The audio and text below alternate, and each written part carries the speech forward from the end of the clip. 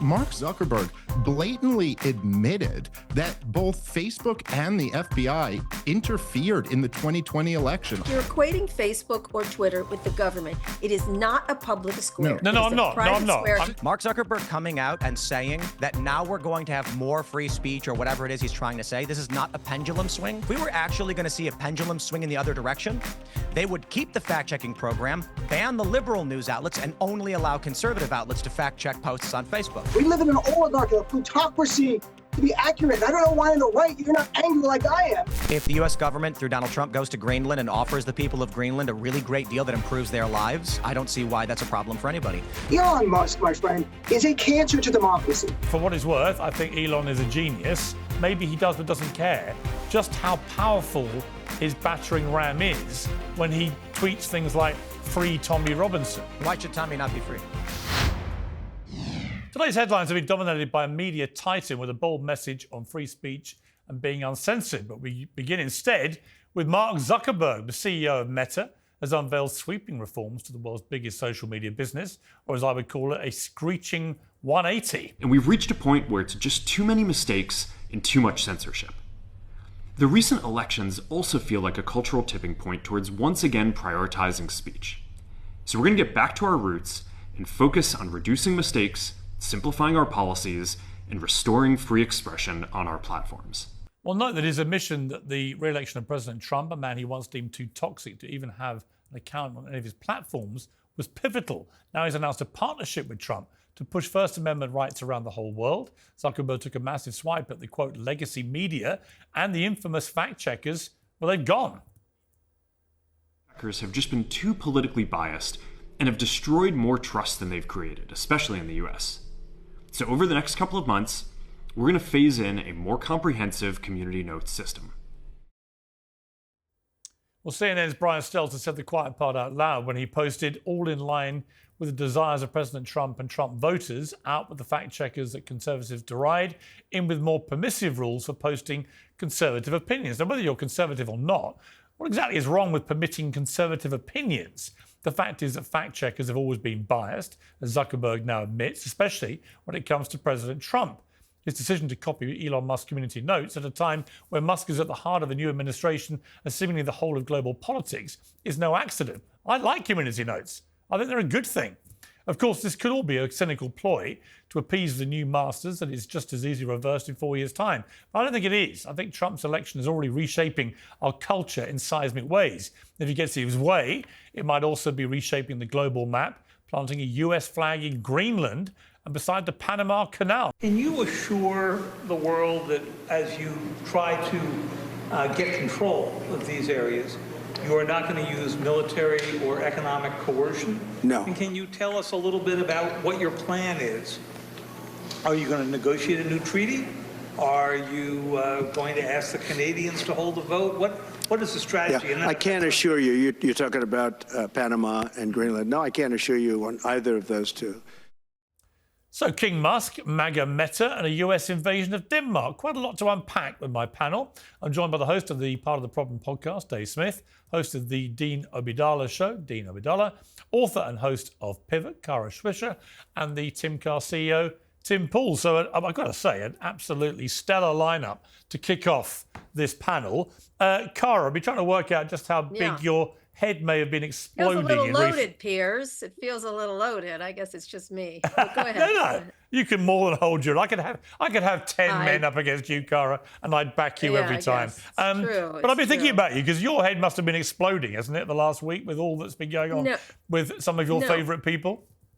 No, my head doesn't explode, Piers. No, I. This is what they're like. You know, I don't know if you've read my book or not, but this is what they're like. I did, This is exactly the way Mark was, always was. And he's like, I called him, he's kind of a sad weather vane. He just sort of tips and goes along depending on what's in his self-interest. And this is what he is like. He's always found it irritating that he has to have responsibility for anything or consequences anywhere in the world, and doesn't consider himself a publisher. And so he'll do whatever it takes at whatever time it takes. So I find him disloyal to almost everyone, including back when he threw Trump off the platform. I just don't trust him with anything. And in 4 years' time, he'll switch again if it's in his best interests, financial interest, really. I mean, he wouldn't be the first media titan to go where the power and money wind blows. But on the detail of his statement yesterday, which was a pretty extraordinary reversal. Well, it was also full of.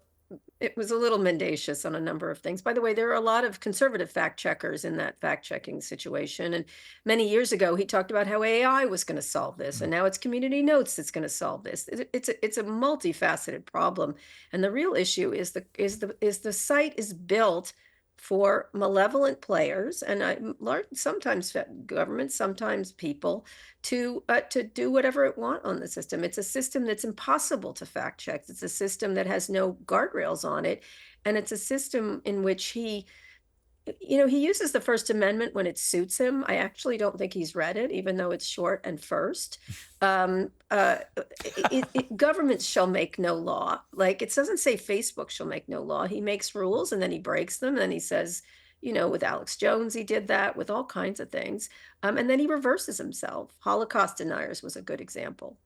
He told me in an interview, and we got, I was like, well, he said, Holocaust deniers don't mean to lie. And I said, well, that's kind of the definition of a Holocaust denier. But and then 2 years later, reversed it. And then who knows if he's going to, now he seems to have reversed it again. And so I don't think he has any particular principles or values that are lasting. He can do whatever he wants because he's king of that site. Well, yeah, to a point, I guess he can. Dave Smith, what did you make of this? He's king of that site. Piers, he can't be fired ever. His children can't be fired. Let me just be clear. He has total control of that site. But you're talking to the wrong accent when it comes to kings. We like our kings. We like kings. I know, you have a better king. I'd rather have Prince Charles running that thing. We believe in maniacal power. So, yes. Dave Smith, I mean, I found it jaw-dropping, to be honest, notwithstanding a lot of what Cara just said, that she wasn't remotely surprised by the wind blowing. But to actually see him, trot down to Mar-a-Lago to kiss the Trump ring, as it was put, and to then do really what turned out to be half mea culpa and half screeching U-turn over pretty much everything that Facebook had stood for was pretty spectacular to watch. Yeah, it was incredible. And, I want to be clear. I think this is a really positive thing. I don't believe in so like I kind of want to be happy about it, but all of my instincts are just to rip the guy, because especially because he doesn't acknowledge there's no acknowledgement that he did something wrong or that he's changed his mind on this. It's kind of this just vague, like, oh, I created this to give people a voice. And a lot of people think this stuff went too far. And like, yes, it reminds me of, I debated Chris Cuomo last year, and it reminds me of him coming out and saying, like, hey, you guys, this ivermectin stuff isn't horse dewormer, it turns out. It's people medicine. And you're like, yeah, that's what we were all saying at the time, in my world at least, and we got a lot of abuse for that. At one point, I do think it's worth just pointing out what happened over these years, even though I think this is a very positive change. I was just playing on my show the other day a video clip. I'm sure all of you guys have seen it. But Mark Zuckerberg blatantly admitted that both Facebook and the FBI interfered in the 2020 election on the Joe Rogan Experience. And, for all of the news coverage, and to some degree rightfully so, over the last 4 years about January 6th, about some of Trump's claims of the election that him and his lawyers were really never able to demonstrate at all. But how about that admission that the FBI came and told Facebook, be prepared for a Russian dump that's coming soon. And then when the laptop came out, you have 50 plus intelligence officers signing on to this letter saying that this is the Russian disinformation. And he admitted to censoring people for that. This is like blatant election interference by the FBI and one of the biggest tech companies out there.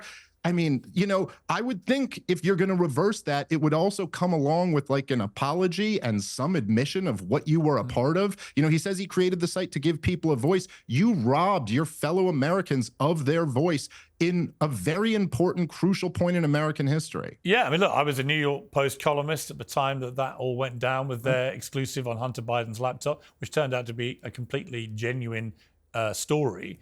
and certainly wasn't Russian disinformation. And the way that all played out was quite extraordinary and pretty terrifying to see that the New York Post. Well, although, guys, come on, look, tech companies make mistakes the way publishing companies make. But that wasn't a mistake, Cara, was it? I mean, it wasn't a. Well, now they let actually. me Hang on. hang on. My point. They actually banned the New York Post X account completely. Completely. Yes, they did. If they didn't take down their true story. I mean, that is the most blatant attack on free speech I've ever seen. But it's not free speech. It's not a government institution. Companies do that. Disney didn't put out a movie in China because the Chinese. It doesn't make it right, though, does it?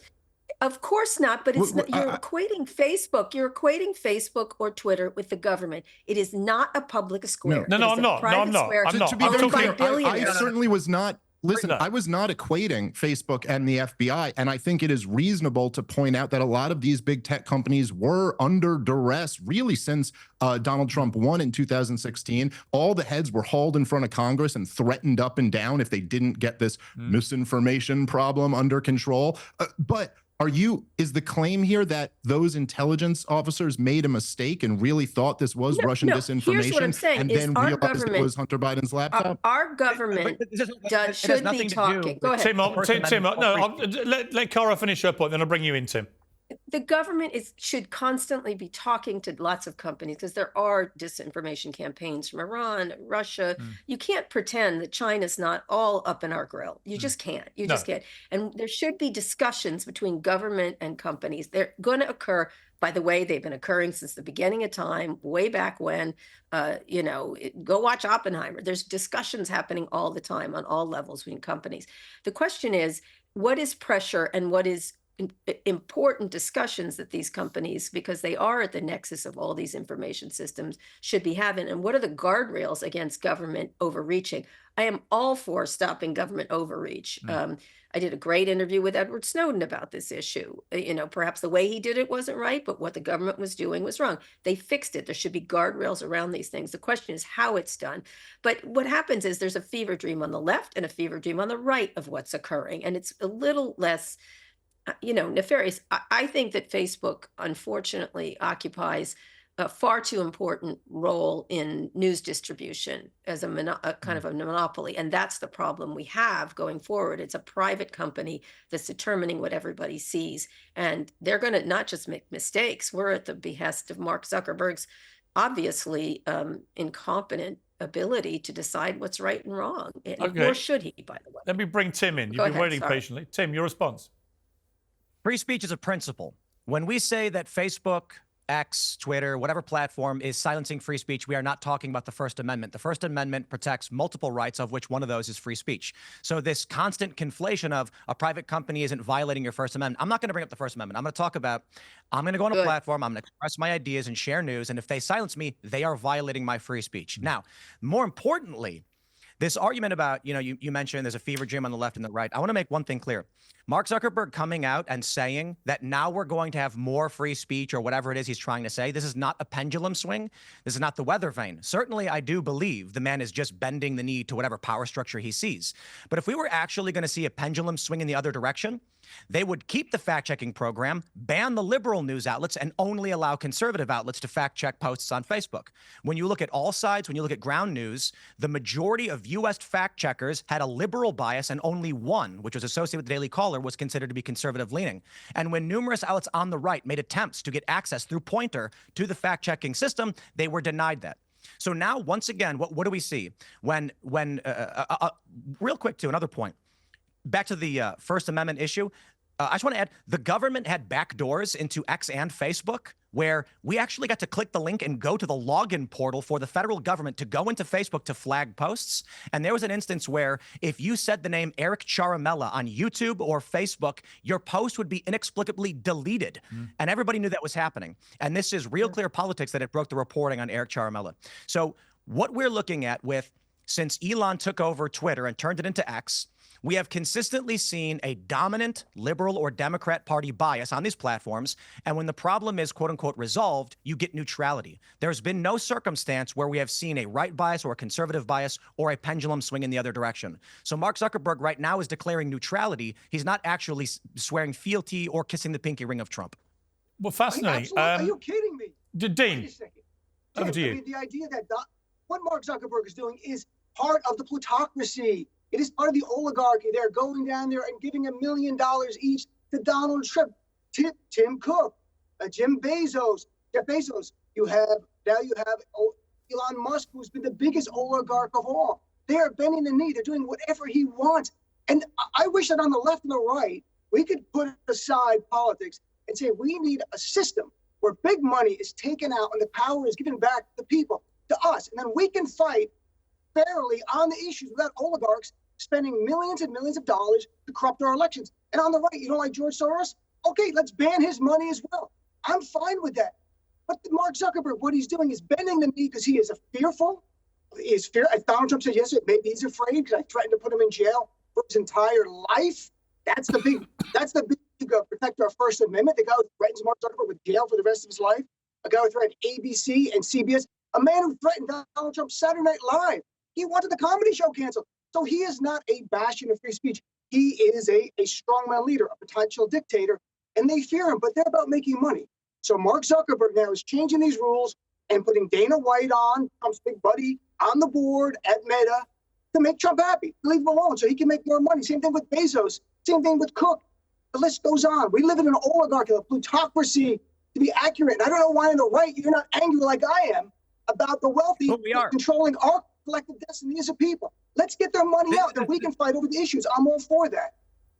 This is the funny thing about what left and right really means. I completely agree. Billionaires, millionaires dumping tons of money to manipulate the is a bad thing. What I'm talking to specifically, when I'm saying case in the pink ring, if you want to make the argument that they're donating money to his inauguration and things like that, let's have that conversation.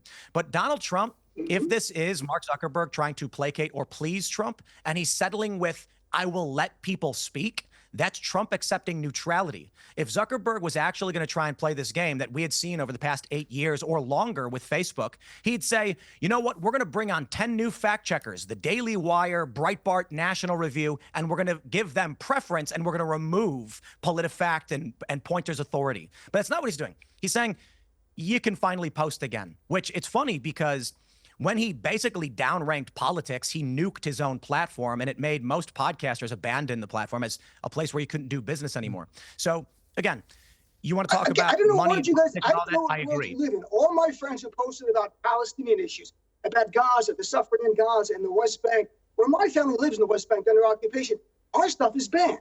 We get thrown off the platform of Meta, of Facebook, of Instagram. Let's not play games here. These are oligarchs who have a financial motivation for what they're doing.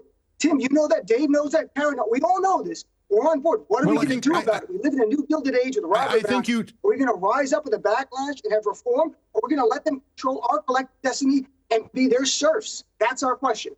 Well, I think Dean touched on something that's very important. And Piers, you know, I've said this like so many times on your show that oftentimes people think of the divide as left and right, but the reality is usually that the divide is between the regime and the dissidents. Yes. And so the point that you're making, Dean, about if you're critical of the current policy, which is to support Israel in their war in Gaza, then yes, then you're on the other side of the regime on that issue. Mm-hmm. And same if you're against supporting the war in Ukraine. But look, so it became, look, the thing that was the worst year of censorship was 2020.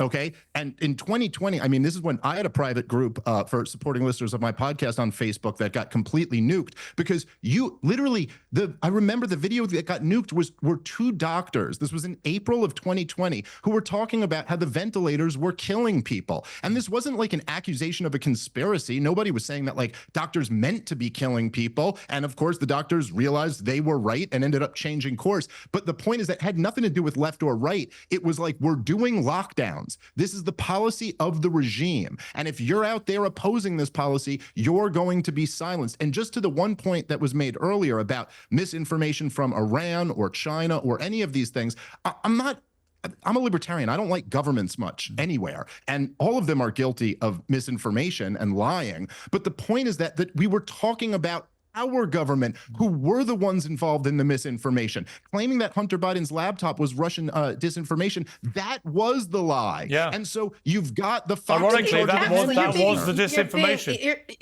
You're being willfully naive. This is a worldwide information war going on with these companies. And Tim knows this. Tim knows this. Like they're infected everywhere. Many years ago, I wrote a column about 7 years ago about TikTok and the possible national security issues surrounding it. I got pilloried for it, anti-China, this and that. And I said, well, it makes sense that they would come here because they have this massive landscape in the United States that is so porous and so easy to manipulate and so easy to enrage whatever side you're on, that it's almost laughable how much we're all the victim of in many ways of our incredible innovation, right? And the problem is the people making the decisions. Like, you can debate all you want whether he should have taken Trump off of Twitter during the things. Everyone has a different opinion.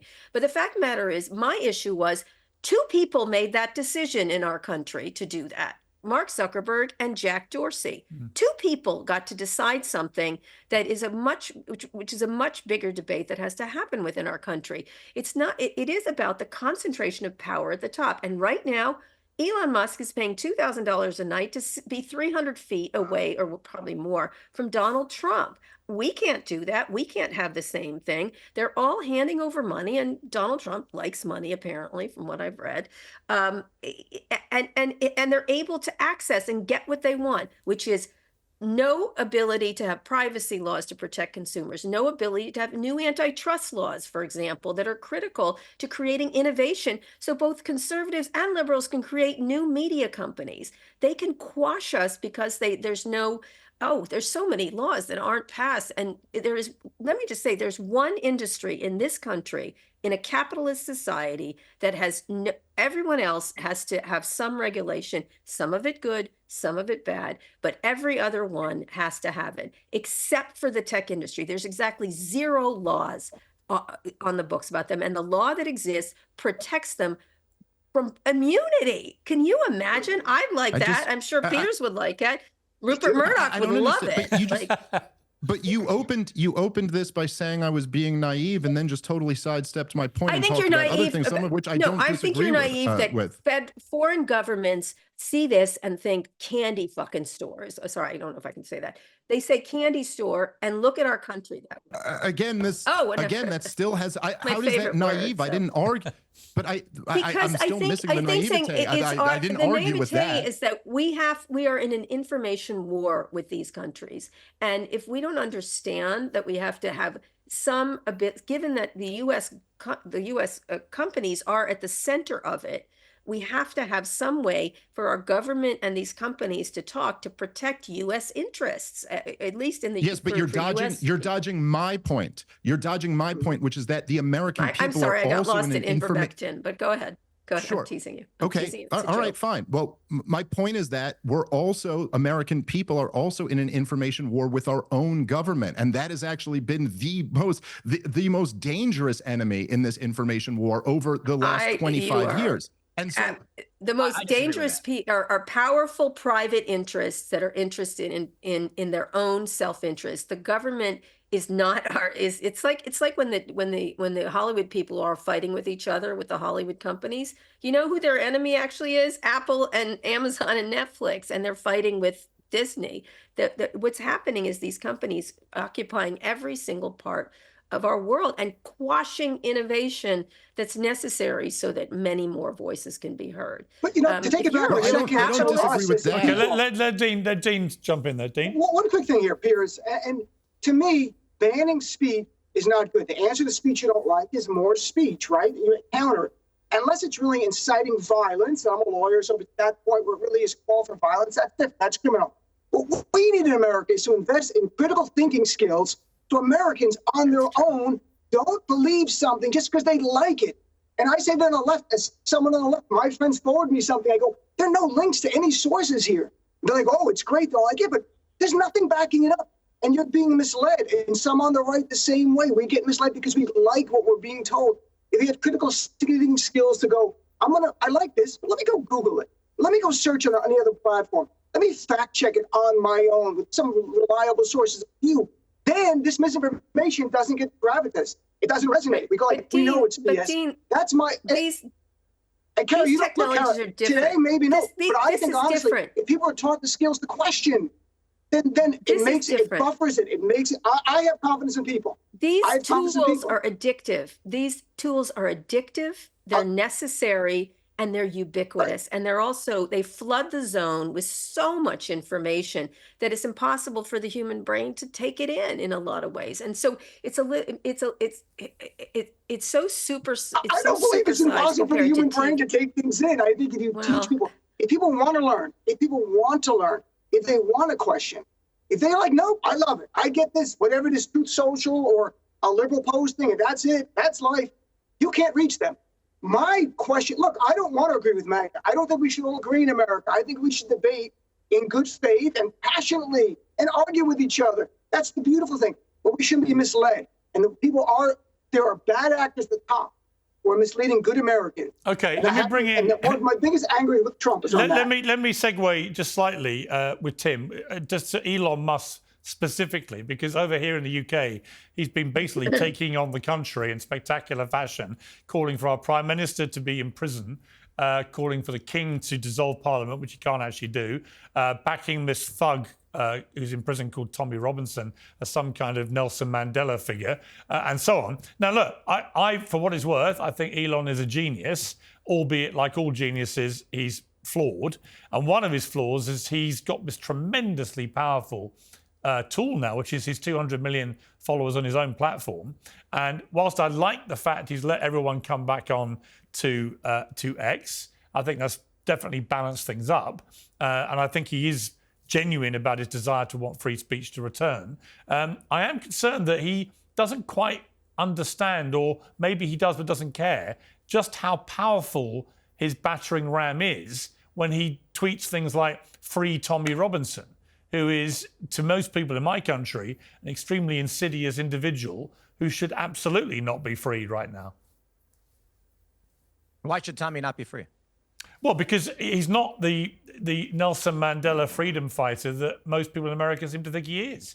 He's a convicted football hooligan who beat up a policeman and got convicted of that. He was convicted of passport fraud, trying to get into America, convicted of mortgage fraud, convicted of 2 contempts of court where he nearly wrecked trials involving the rape gang suspects when they were on trial, nearly literally avoiding justice for the girls in those cases. He's now in prison, nothing to do with the rape gang scandal, but entirely to do with his defamatory conduct towards a 15-year-old Syrian refugee boy, who he first of all defamed, trying to make him the villain of a video where he'd been bullied.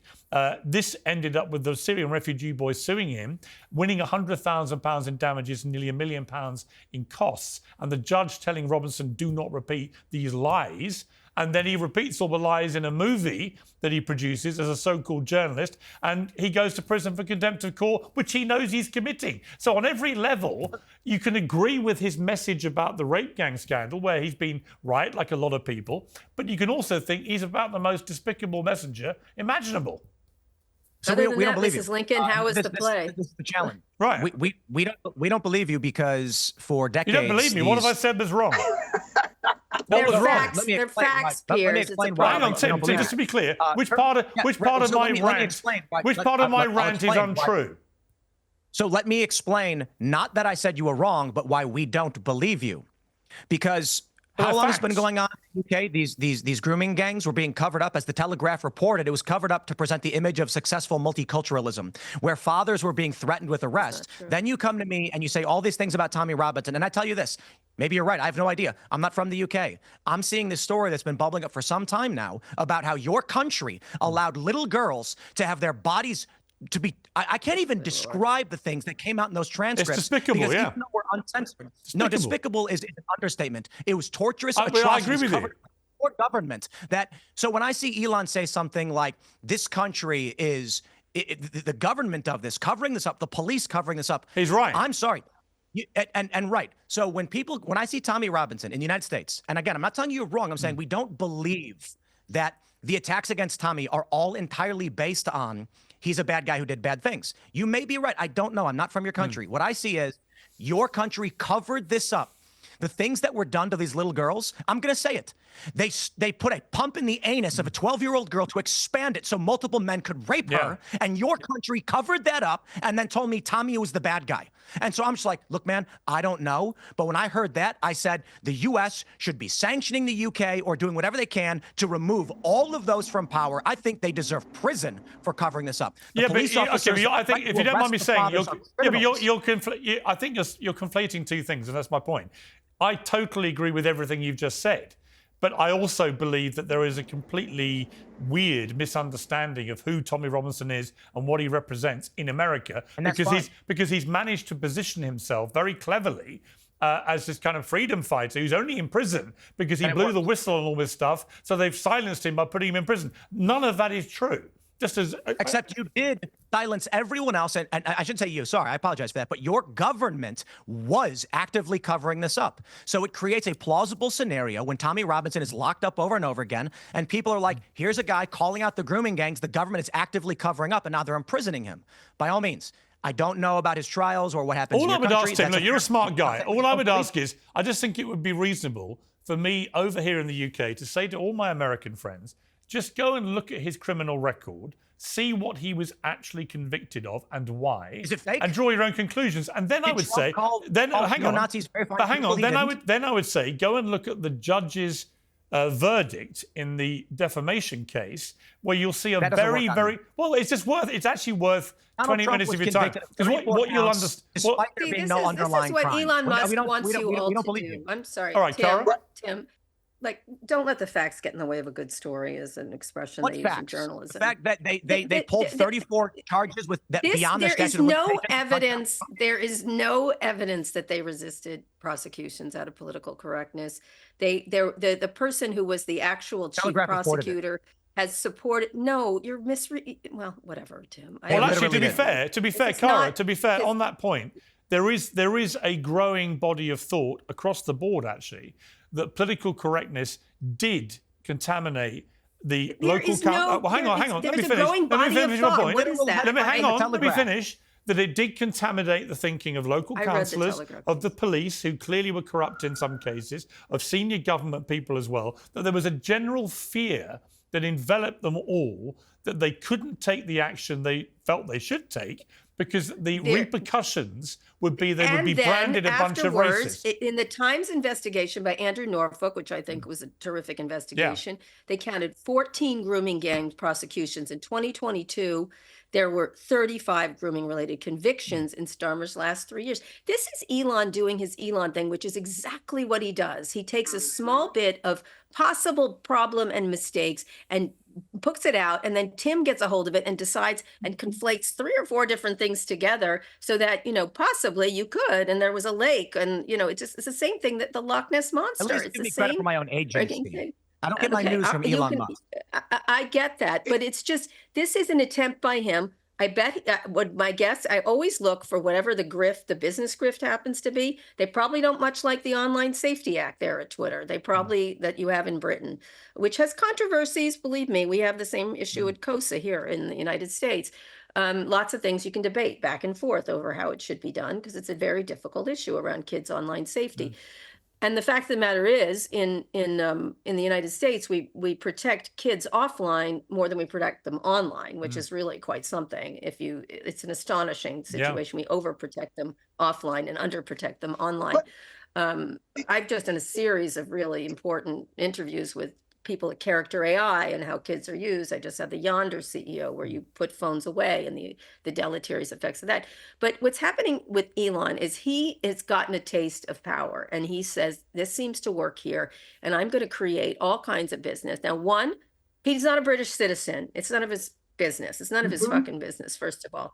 He wants political power and the ability to turn into, which I said right when he bought Twitter, a modern day Rupert Murdoch is what he's going for. He wants media power and control for his own self-interest and his own financial interests and his own ability to influence things. If you think, it makes me laugh when you think about the idea of, first of all, they all act like victims. Elon's always on some victim thing that someone's out to get him. When the world's richest people whine and moan about how they're victims, how they're misunderstood, how they don't have the thing, when they have got the power and the influence and the money over everything in their own business self-interest. Something has gone desperately wrong with what we are. We have an idolatry of innovators that it has become undeserved for these people. It's all about their men. It is all about their money. Every single thing leads to some financial. Okay, Dean, you respond, then I'll come to Dave after you. Right.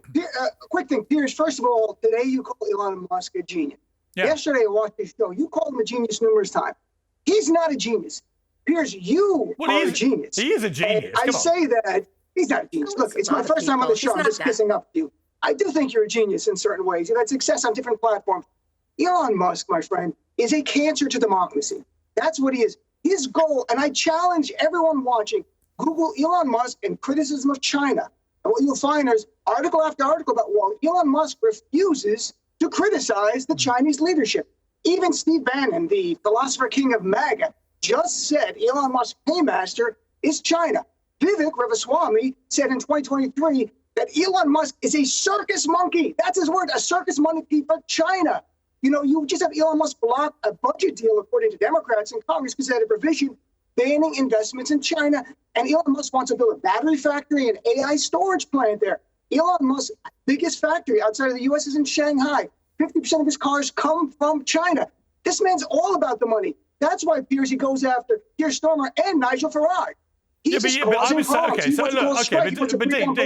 I would say this though. In response to that, I would say you can be all about the money, but you can also come from inherently a good place, right, in your heart. And the reason I say that is I look at what he's. Well, let me just present the argument. You can respond. I think that what he's done with Starlink, what he's done with Neuralink, what he's done with Tesla.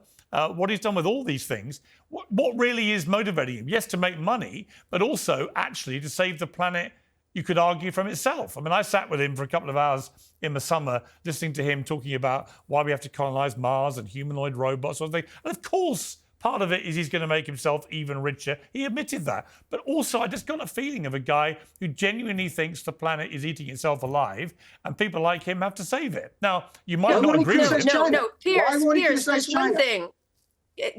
Let me tell you, I think that's true. He does have those interests. And I've probably done more interviews with him than anyone else, long form. Not anymore. We don't speak. But one of the things that it has occurred to me over the many years is he doesn't want to just save humanity. He thinks he is the savior of humanity. Yeah. In one interview that we did when Tesla was on the ropes and was actually getting money from the federal government, he said, if Tesla doesn't survive, humanity is doomed. And I thought that was an unusual and disturbing thing to say. Well, he said if Trump didn't win, I think humanity was doomed. Yes, he's very dramatic. He's a bit of a drama queen in many ways. Yeah. I think he thinks, and one time we did an interview, he thought we all live in a simulation, which I thought was interesting. Which, by the way, we might. How do you know we don't? Well, you do. Well, it feels like it every day. It feels like Cara, it. You and I have no idea if we're even really here. Some teenager of the future is fucking with all of us. I get it. I get the whole idea. And they're just playing a video game now. Now Amazon funds Melania's movie. Now this, you could just see them just doing things like this. All right. I want to bring in Dave because he'd be very patient. But let me say, I think he thinks he's ready. He's a big video game proponent. He's very good at video games, by the way. That is one thing I think he's quite good at. He thinks he's Ready Player One, and the rest of us are NPCs. Is that right? And non-player, whatever characters. We are all NPCs in the world of Elon Musk in his brain in some fashion. So that's. Actually said. In fact, let me get the exact wording of this, because he posted to me yesterday, Piers' brain hasn't received its software update yet. Well, my heart is seething with hate, so that's better. That's better, I guess. Dave Smith, Elon Musk, a force for good or bad, or a bit of both? Well, I'm sure he's a bit of both, like everyone else. I try not to get into this like game of psychoanalyzing what people's motives are. I'm sure I'm guilty of it at times too. Look, obviously there are conflicts of interests, and there are, Elon Musk is going to have his own incentives, which is true for every rich, powerful, donor. It's the way the American political system is set up, whether or anyone on the panel likes it or not. We weren't choosing between no influential donors or Elon Musk. We were choosing between, George Soros and Miriam Adelson. I mean, that's just the reality of the situation. I think that Elon Musk, by buying Twitter for $44 billion, which certainly it's going to be pretty tough to convince me that was motivated financially. I don't think that was like the best money-making scheme, but I think by buying Twitter and by making it He's done very well with it. Well, okay, you're kind of stuck. Okay, well, you're kind of stuck between a rock and a hard place now, because that does seem to make him a genius, which you wanted to deny. But I tell you, Dave, just on that one point, about the money. He is a genius investor. Well, let me tell you why he's a genius. He bought X, then he went all in on Trump. Trump wins, and just by Trump winning, his stake, Musk's stake in Tesla made him $100 billion, which is more than twice the valuation that he paid for X. But let me just say, so that is business genius. Tesla's car deliveries are down, which is astonishing. Of course, but again, I would say that's a form of genius. Dave, finish your point. Others would. Well, look, I mean, the broader point and the reason why Elon has gained so much like hardcore support over the last couple of years is just, again, it goes back to the stuff that we were talking about at the beginning. He bought Twitter, and promised to make it a free speech platform. Now, by the way, my biggest criticism of him is that he's fallen short of that goal, and there are still people who are censored. There are still people who are kicked off, and I don't think he's done a great job of making the rules very clear and then applying them equally across the board. But there's just no question that for so many of us, this was the big fear over the last 8 years, was that we could be silenced. We wouldn't be allowed to speak up and tell the truth as we see it anymore. And he protected a lot of us, or at least gave us the feeling that we're much more protected than we were back then. Yeah. And so that is going to get like people like me and Tim, who are people who were, let's just say, we were saying a lot of the things that put you at risk of being censored. Yeah, and also I would say, and it's not a small thing. Yeah, look, I want to get into Greenland in a moment, whether it should be invaded, which is, I can't believe I'm saying that. But before we do that, Tim, I mean, it seemed to me when they banned Trump from social media, but they still allowed the Ayatollah of Iran and Putin and the head of the Taliban to have accounts. Right there was the absurd double standard of what they were doing. But Elon does that too. Elon does that too. No, I'm not saying he doesn't do that to a degree. He forces you to watch him. Listen, I'm not saying by any means he's without blemish. Stop pretending he doesn't use it. But nor should we. No, but Cara, nor should we pretend that the liberals, when they were in charge of the train set, weren't doing ridiculous things. I'm saying the le roi c'est moi. He does whatever he feels like, and by the way, he should. He owns it. Yeah. But let's not pretend he doesn't. When he's in India, he does a different thing than when he's in Venezuela. I agree. And the silence. Yes, but there's a difference in scale and kind between that. Because it's him. Well, hold on. Well, let me finish the sentence. Instead of just cutting me off, that's obviously not what I'm saying. And I'm not friends with Elon Musk. I've never met the guy. I'm not like saying anything. There is a difference between the fact that, yes, you're right, it's not a perfect free speech zone. I just made that same criticism of him. But there's a difference between that and what was done through the COVID years, where people were straight up, people were censored for telling the truth. They were censored for telling the truth about enormous changes in society.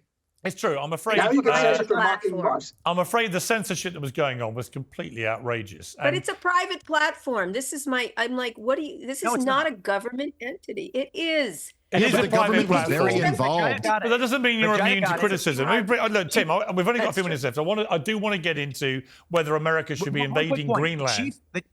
The chief counsel of Twitter was having regular meetings with the federal government, being advised on what to remove, and both X, at the time Twitter, and Facebook operated back doors, which we got to click, and we got to actually load up the login screens for how to do this, and we all got the emails from the Eric Berenson lawsuit showing that they were regularly saying, we're flagging this for removal, and everybody knows when the federal government comes to you and says, we're making the suggestion, wink, wink, we know it's not. Okay, Tim, should America, before we run out of time, should America be seizing Greenland and the Panama Canal? Seizing. I don't understand why there's this presumably fake outrage over Donald Trump trying to trade negotiate control of certain regions. I think war is bad. I think territorial gains should be handled through beneficial trade between all parties.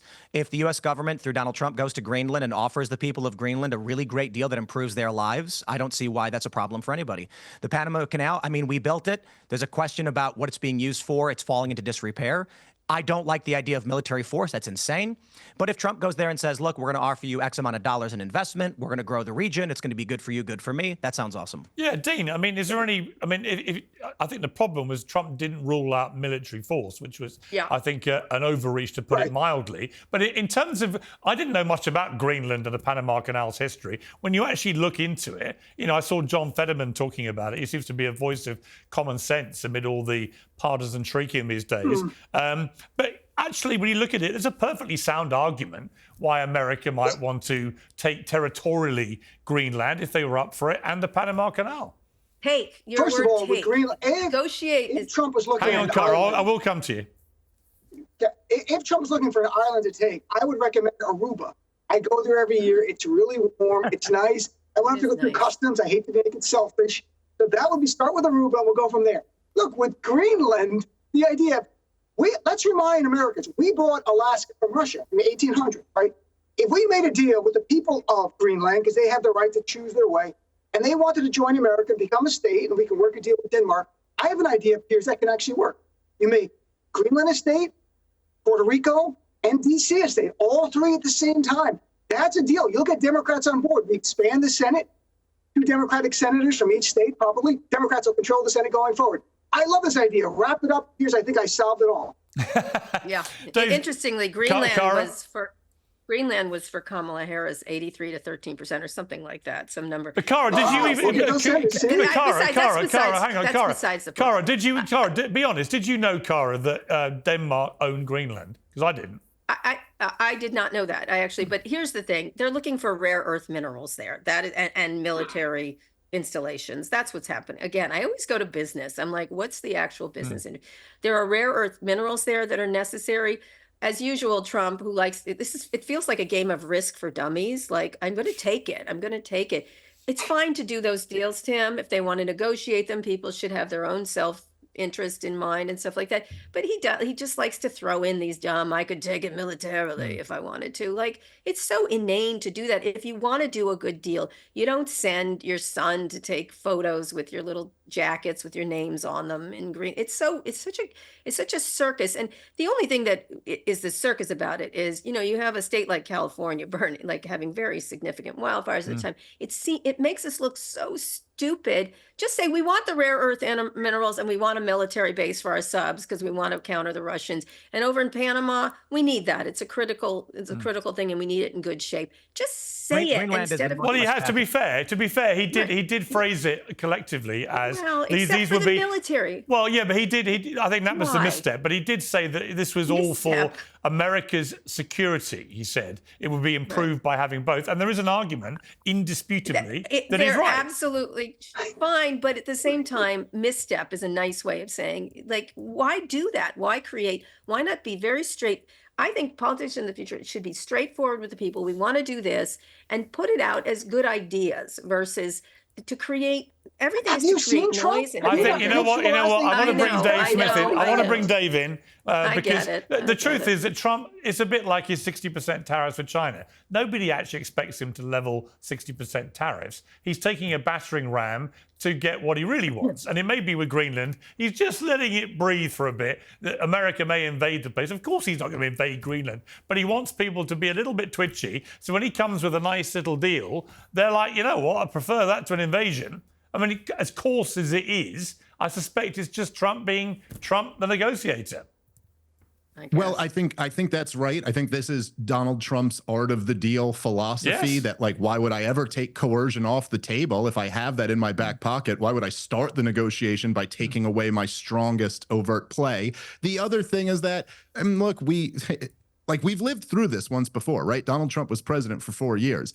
Donald Trump says wild things that drive the news story, and then everybody's talking about the latest thing we have to say. And it's part of this, whether intentional or unintentional. This is part of how he floods the zone with constantly talking about Donald Trump. But if you're asking me, sincerely what I think about this policy, I mean, I guess I wouldn't be much different than the rest of the panel. Negotiations and things like that are fine. The idea of any type of like expansionist military move is insane. And personally, I think we're way too big of a country right now, and the last thing we need to do is be absorbing more territories. I think America has many very, very serious problems, and coming off of 20 years of disastrous terror wars and now the proxy wars in Ukraine and in Gaza, I think the last thing America needs to do right now is say, hey, what else can we take on? So look, America is the global empire. We're the most powerful government in the history of the world.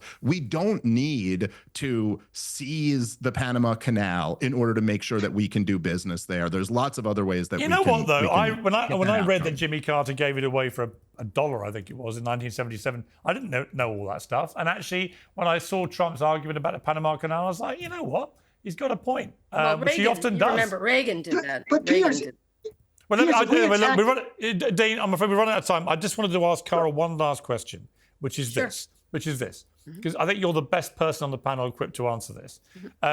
Many people believe it is a matter of when, not if, Elon Musk and Trump have a spectacular falling out. Do you agree? Yeah, and what timeline are you giving it? Well, I just interviewed actually Maggie Haberman for an hour on the podcast, and we talked about that. And I definitely have been getting calls from Trump people who are at first were like, Elon's the best. Elon's so fantastic. And they're like, wow, he's strange, Cara. You were right. Or he can be erratic and this and that. And they go, what do we do? What suggestions do you have? And I just say, good luck. And I hang up because I'm like, he's yours. He bought you. He broke you. That's how I feel about it. And she thought, and I think she's correct, Trump is irritated by his presence, and it probably will change once he gets to the White House. It's a very different thing. The question whether he gets a West Wing office, whether he gets one of those blue cards that allows you instant access, that's a good question. See what happens there. I think that she feels like Trump is a one-ring circus, and there's only one ringmaster. And he is irritated behind the scenes, and if you bother him in front of the scenes about it, he'll say he loves him, because why not love the world's richest man who gave you all this money to help you get elected and was critical to that and can be used as a cudgel against other congressmen and everything else. I suspect there will be a breakup, and it will be spectacular, and we will have to endure it, unfortunately. Personally, I would like to get better characters in a new season of something, but probably in the end, it is a one-ring circus. I think Maggie's right, and her reporting is correct, that there is irritation. And in the end, Trump will prevail in that regard, although Elon will still be the richest in the world. He will. I've got to leave it there. I feel sorry for none of these people. So I've got to say, that was a brilliant panel. So thank you all very much indeed. And I wish you all a very happy new year. Thank you very much. All right. Thanks, Thanks, Piers. Chris. Bye.